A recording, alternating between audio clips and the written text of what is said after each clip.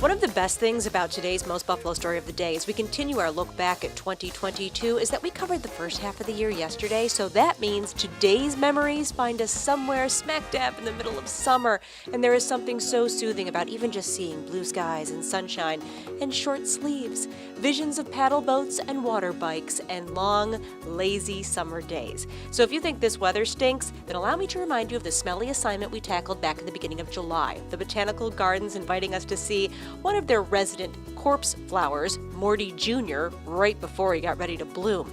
And speaking of newsworthy items from the garden. So don't tell Rob Hackford, but he wants this zucchini that Dave McKinley grew in his garden and brought in.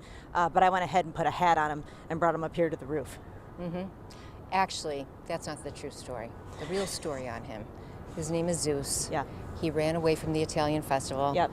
He saw Mama Celeste with a large knife and ran. Zeus was one addition to the team, and who could forget Reed Ferguson, our first and very special Christmas tree, specially selected for us at Jurek Tree Farm and endorsed by his Buffalo Bills namesake.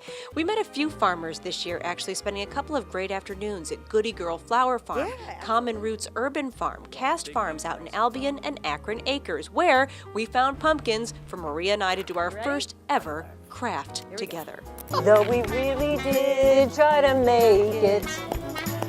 Something I did not have on my Most Buffalo bingo card for 2022, game shows. And then you each get a now, that's what I call music, country classics of the 80s.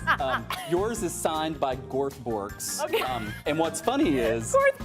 From Garth Brooks trivia we have no prizes this time because they... to something involving Lionel Richie, a thing where Maria was stacking toilet paper, and then the ultimate Kelly or Nelly, featuring a grand prize of Nate Benson's spoken word rendition of the rapper's greatest hits. This is the best thermometer ever! Oh, what did I get this time? Another CD. I love it. As the winner, Kate, you get the only existing copy of Nate Benson Does Nelly. Nate Does Nelly. This is a dramatic reading of Nelly's greatest hits. I can't believe 1 year get 1 carrot, 2 years get 2 carrots, 3 years get 3 carrots, and so on into marriage.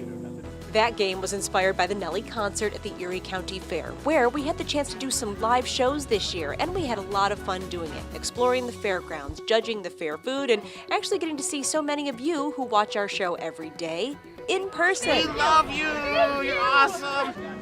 It was perfect, thank you! And a story from the fair was hands down your favorite of the year. At last check, it had more than 400,000 views and had been shared nearly 5,000 times on Facebook, the story of a little girl and her great big cow.